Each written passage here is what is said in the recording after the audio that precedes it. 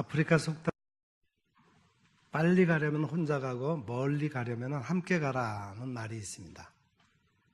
이 속담은 도처에 적과 맹수에 가리고 있기 때문에 먼 곳으로 이동하기 위해서는 누군가와 함께 해야 안전을 지킬 수 있다는 의미를 담고 있습니다. 이 이야기는 아프리카만이 아니에요. 인생을 살아가는 우리 모두에게 해당이 됩니다. 혼자는 빨리 갈 수 있습니다. 그러나 혼자서는 어렵고 힘든 일이 생겼을 때 그것을 극복하고 이겨내는 것은 참 어렵습니다. 함께하는 친구나 가족이 있다면 서로 일으켜주고 짐을 함께 질 수 있습니다. 물론 함께하는 과정에서 나눠야 할 것도 많고 챙겨야 할 것도 많습니다. 하지만 함께하는 에너지와 시너지 효과는 서로를 더 강하게 하고 담대하게 만들어줄 수 있습니다. 그래서 함께하는 것은 더 멀리, 더 오래 갈 수 있는 힘이 되는 것입니다. 어느덧 올해도 한 달만을 남겨두고 있습니다. 한 달 뒤에는 새로운 2019년도를 맞이하게 됩니다. 우리는 이렇게 하나님께서 허락하신 한 해 한 해를 사명감을 가지고 열심히 달려왔습니다. 이 사명의 길을 걸을 때 우리가 서로에게 믿음의 동반자가 되어준다면 광야 같은 인생길이 더욱 따뜻하고 활기찬 기쁨의 여정이 될 줄로 믿습니다. 다음 주일이 대림절 첫 주일입니다. 우리가 지키는 이 교회력으로는 대림절이 시작하는 주일이에요. 그래서 교회력으로 친다면 오늘이 1년의 마지막 주일이 되는 셈입니다. 교회력으로 한 해를 시작하는 대림절 전주일인 오늘은 교회력으로 왕이신 그리스도 주일로 지킵니다. 교회력의 흐름 가운데 마지막 주일을 왕이신 그리스도 주일로 지키는 의미가 뭘까요? 그것은 주님의 생애를 기초로 한 교회력에 따라서 1년 동안 신앙의 여정을 살아온 신자들에게 진정 예수님이 왕으로 영광을 받으시는가를 돌아보게 하는 것입니다. 여러분, 여러분의 인생에서 예수님이 왕이십니까? 예. 이 세상에는 수많은 왕이 있습니다. 절대 권력 이집트에 파라오가 있었고 중국에는 진시황이 있었습니다. 우리나라에도 이조 시대에는 대왕으로 세종과 정조가 있었습니다. 예수님 당대에는 로마 황제가 신처럼 군림하고 있었습니다. 절대 권력 왕들 앞에서 우리 인생들은 두려워 떨고 엎드렸습니다. 그런데 요한계시록에서는 이렇게 선포합니다. 땅의 임금들의 머리가 되신 예수 그리스도, 로마 황제도 이 땅의 그 어떤 왕도 왕이 아니고 오직 예수님만이 왕이시다라는 선포입니다. 예수님이 왕 중에 왕이신 이유는 분명합니다. 오늘 계시록 본문 5절을 보면은 예수님이 십자가의 희생으로 우리를 죄에서 해방시켜 주셨고 부활하시어 모든 권세를 이기셨기 때문입니다. 사실 우리 인생들에게 왕노릇하던 것은 죄와 사망의 권세였어요. 로마서 5장에 보면은 그런 것들을 자세히 설명해 주고 있습니다. 5장 14절에 그러나 아담으로부터 모세까지 아담의 범죄와 같은 죄를 짓지 아니한 자들까지도 사망이 왕노릇하였나니 아담은 오실 자의 모양이라. 아담이 지은 죄로 인해서 죄와 사망이 우리의 왕노릇했다는 거예요. 한 사람의 범죄로 말미암아 사망이 그 한 사람을 통하여 왕노릇하였은즉 더욱 은혜와 의의 선물을 넘치게 받는 자들은 한 분 예수 그리스도를 통하여 생명 안에서 왕노릇하리로다. 이는 죄가 사망 안에서 왕노릇한 것 같이 은혜도 또한 의로 말미암아 왕노릇하여 우리 주 예수 그리스도로 말미암아 영생에 이르게 하려 함이라. 죄와 사망으로 왕노릇하던 것에서 예수 그리스도께서 오셔서 그가 그 모든 죄와 사망의 권세를 무너뜨리고 예수님만이 우리의 왕이 되셨다라고 하는 그런 고백입니다. 예수님이 이 땅에 생명을 주시는 왕으로 오시기 전에 인생들은 세상에 보이는 권력 앞에서 굴종적인 삶을 살았을 뿐만 아니라 죄로 매인 결코 자유하지 못한 인생을 살고 그 결과 사망이 왕노릇하는 비참한 인생이었습니다. 그런데 예수님만이 그분의 십자가와 부활로 죄와 죽음의 권세를 멸하심으로 참다운 왕이 되셔서 우리 인생에게 자유와 생명을 주셨습니다. 빌립보서 2장 8절 이하에 우리가 잘 아는 말씀이 있습니다. 사람의 모양으로 나타나사 자기를 낮추시고 죽기까지 복종하셨으니 곧 십자가에 죽으심이라. 이러므로 하나님이 그를 지극히 높여 모든 이름 위에 뛰어난 이름을 주사 하늘에 있는 자들과 땅에 있는 자들과 땅 아래에 있는 자들로 모든 무릎을 예수의 이름에 꿇게 하시고 모든 입으로 예수 그리스도로 주라 시인하여 하나님 아버지께 영광을 돌리게 하셨느니라. 우리를 대신해서 십자가에 희생당하셨다가 다시 살아나신 우리 주 예수님을 하나님이 높이셔서 모든 무릎을 그 앞에 꿇게 하는 왕으로 세워주셨다는 겁니다. 이 영생의 복음을 믿는 자들은 더 이상 이 땅에 그 무엇이 왕이 될 수 없고 오직 생명을 주신 예수님만이 그 삶의 왕이 되시는 것입니다. 그분께만 영광을 돌리고 경배를 드립니다. 그래서 요한계시록 본문 6절에서 왕 되신 예수님께 영광을 돌리고 있습니다. 그의 아버지 하나님을 위하여 우리를 나라와 제사장으로 삼으신 그에게 영광과 능력이 세세토록 있기를 원하노라. 아멘. 이런 믿음을 가진 초대교회 신자들은 순교를 당할지라도 오직 예수님만을 왕으로 섬기고 예배했습니다. 이것이 예수를 왕으로 섬기는 신자의 삶의 모범인 것입니다.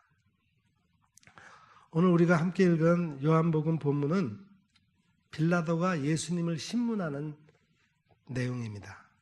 거기 33절을 보면 빌라도가 예수님께 묻습니다. 내가 유대인의 왕이냐? 빌라도의 질문에 예수님께서 이렇게 대답하십니다. 34절에 예수께서 대답하시되 이는 내가 스스로 하는 말이냐? 다른 사람들이 나에게 대하여 내게 한 말이냐?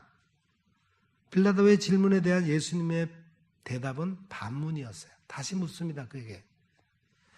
만약 내가 유대인의 왕이냐라는 질문이 빌라도의 생각이라면 빌라도는 예수님을 유대인의 정치적인 왕으로 생각하고 있는 것입니다. 그렇다면 예수님의 대답은 아니다일 거예요. 그러나 내가 유대인의 왕이냐라는 질문이 유대 종교 지도자들에게 들어서 하는 것이라면 이것은 예수님께서 하나님께서 약속하신 메시아인지를 묻는 것으로 예수님의 대답은 그렇다, 맞다 일 것이에요. 그래서 예수님은 내 말과 같이 내가 왕이니라 그렇게 말씀하셨습니다. 예수님은 빌라도에게 신문받는 자리에서도 당신께서 메시아이심을 밝히셨습니다. 예수님은 왕이십니다. 왕이 되기 위해는 다스리는 영토가 있어야 됩니다. 이 부분에 대해서 예수님께서 분명히 밝히셨어요.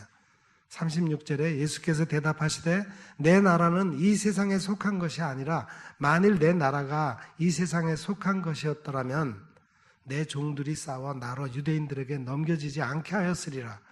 이제 내 나라는 여기에 속한 것이 아니니라. 예수님은 분명히 내 나라는 이 세상에 속한 것이 아니라고 말씀하십니다. 이 세상의 왕은 다스리는 땅이 있어야 됩니다. 땅이 없으면 왕이 될 수 없어요. 그러나 예수님의 나라는 이 세상 나라가 아닙니다. 예수님의 나라는 하늘나라입니다. 땅이 아니라 하늘입니다. 그래서 예수님의 나라는 공간의 개념이 아니라 통치의 개념이에요. 예수님이 통치하시는 곳이 바로 예수님의 나라입니다. 37절에 빌라도가 이르되 그러면 내가 왕이 아니냐? 예수께서 대답하시되 내 말과 같이 내가 왕이니라. 내가 이를 위하여 태어났으니 이를 위하여 세상에 왔나니 곧 진리에 대하여 증언함이로라. 무릇 진리에 속한 자는 내 음성을 듣느니라. 예수님의 나라는 예수님이 다스리는 나라입니다. 예수님은 진리로 다스리십니다. 예수님 그분이 바로 진리이시기 때문입니다. 37절의 말씀처럼 예수님은 이 땅에 진리를 증언하기 위해 오셨습니다. 그렇다면 예수님을 왕으로 모신 사람들은 어떤 사람들이겠습니까? 진리로 사는 사람들입니다. 예수님의 말씀을 빌리자면 진리에 속한 자입니다. 빌라도는 신문하고 예수님은 대답하시는 오늘 본문의 내용을 이렇게 정리할 수 있을 것이에요. 첫째, 예수는 왕이시다. 둘째, 예수님의 나라는 이 세상에 속한 나라가 아니라 하늘나라이다. 셋째, 예수님의 나라는 진리로 다스리는 나라다. 넷째, 예수님은 진리를 증언하기 위해 이 세상에 오셨다. 다섯째, 예수님을 왕으로 모신 사람은 진리를 행한다. 오늘 왕이신 그리스도의 날, 이날은 1925년 교황 비오 11세가 제정했다고 합니다. 당시 세상에 퍼진 무신론과 세속주의 속에서 예수님을 참된 왕으로 모시기 위해 제정한 것입니다. 이날 교회는 예수 그리스도의 왕권에 대해서 축하하고 그리스도의 통치권과 그리스도의 다시 오심에 대한 기대를 품고 하루를 보냅니다. 여러분의 삶 가운데 정말 나는 예수님을 나의 왕으로 모시고 살고 있는지 살펴보시기 바랍니다. 쾌락과 물질의 노예가 되어 사는 건 아닌지 돌아보시기 바랍니다. 예수님을 섬기며 예수님의 말씀을 쫓아 하나님과 이웃을 사랑하고 섬기는 삶을 살고 있는지 자문해 보시기 바랍니다. 혹시 아직도 거듭나지 못한 세상 사람들처럼 내가 왕이 되어서 세상을 사는 건 아닌지 살펴보시기 바랍니다. 오늘 빌라도의 질문, 내가 유대인의 왕인가를 보면은 우리의 모습이 거기에 투영됩니다. 빌라도의 모습과 나의 모습이 자주 겹쳐집니다. 예수님께 당신이 왕이라고 비아냥거리며 내가 왕으로 살아갑니다. 예수 우리 왕이요 이곳에 오소서, 보좌로 주여 임하사 찬양을 받아 주소서. 주님을 찬양하오니 주님을 경배하오니 왕이신 예수여 오셔서 좌정하사 다스리소서. 이렇듯 은혜로운 찬양으로 예수님이 왕 되심을 고백하지만 우리의 삶에는 왕 되신 예수님의 통치를 거역하고 여전히 내가 내 보좌에 앉으려고 합니다. 여전히 내가 인정받고 영광을 받으려고 합니다. 여전히 내가 속한 영역, 직장, 가정, 교회, 개인의 삶에서 내가 통치하려고 합니다. 나에게 자유와 생명을 주신 존귀하신 왕 예수는 그저 내가 내 왕국을 세우는 데 필요한 도구, 수단, 능력, 이름일 뿐입니다. 내가 왕이냐? 라는 빌라도의 질문에 예수님은 내 왕국은 이 세상의 것이 아니다. 진리편에 있는 사람은 내 말을 알아듣는다. 대답하셨습니다. 예수님의 십자가와 부활로 이 땅에 시작된 주님의 왕국은 교회입니다. 교회는 예수님을 자기의 삶의 왕으로 인정하고 보좌로 모신 사람들이 모인 공동체입니다. 그래서 교회는 오직 진리편에 사는 사람들입니다. 진리가 결론이 되는 사람들입니다.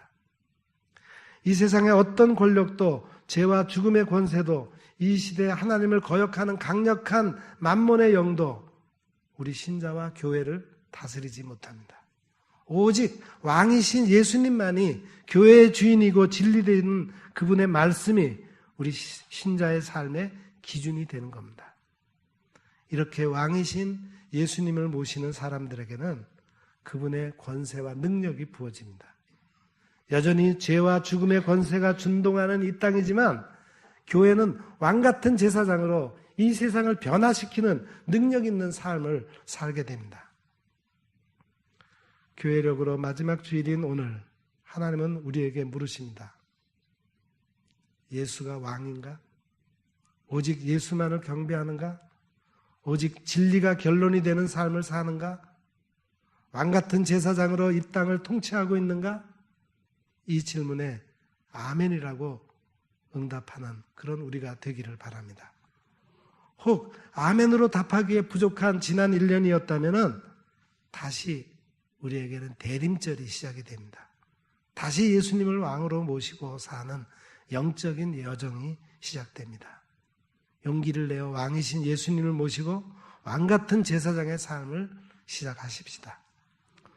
오늘 요한계시록의 말씀은 이미 오신 주님에 대한 내용이라기보다는 앞으로 오실 분에 대한 계시의 말씀입니다. 주님은 왕으로 오실 것입니다. 여전히 땅 위에 왕들이 있겠지만 그 머리는 주님이십니다. 문제는 그때까지 우리가 어떻게 이 오실 주님을 기다릴 것인가입니다.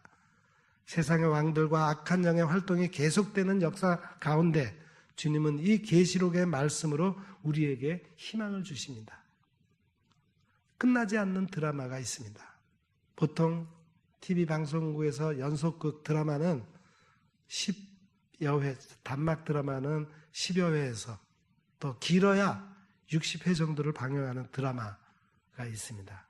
그 드라마를 한번 생각해 봅시다. 주인공은 처참하게 처형되고 추종자들은 겁에 질려 있었습니다. 그런데 갑자기 방영이 중단되었어요. 2000년이 넘는 기간 동안 우리는 이 드라마가 결론을 맺기를 기다리고 있습니다. 결론은 평화가 분명합니다. 평화롭게 드라마가 끝날 거야. 주인공은 다시 오실 것입니다. 그것이 결론입니다. 그 주인공이 할 일이 무엇일까요? 평화를 회복하는 것입니다. 이미 방영된 방송분에서 우리가 확인했던 바이고 그분은 변함이 없으십니다. 이제까지 지상의 왕들도 평화를 추구했습니다. 그러나 지상의 왕들이 원했던 평화는 자신들을 위한 경우가 많았습니다.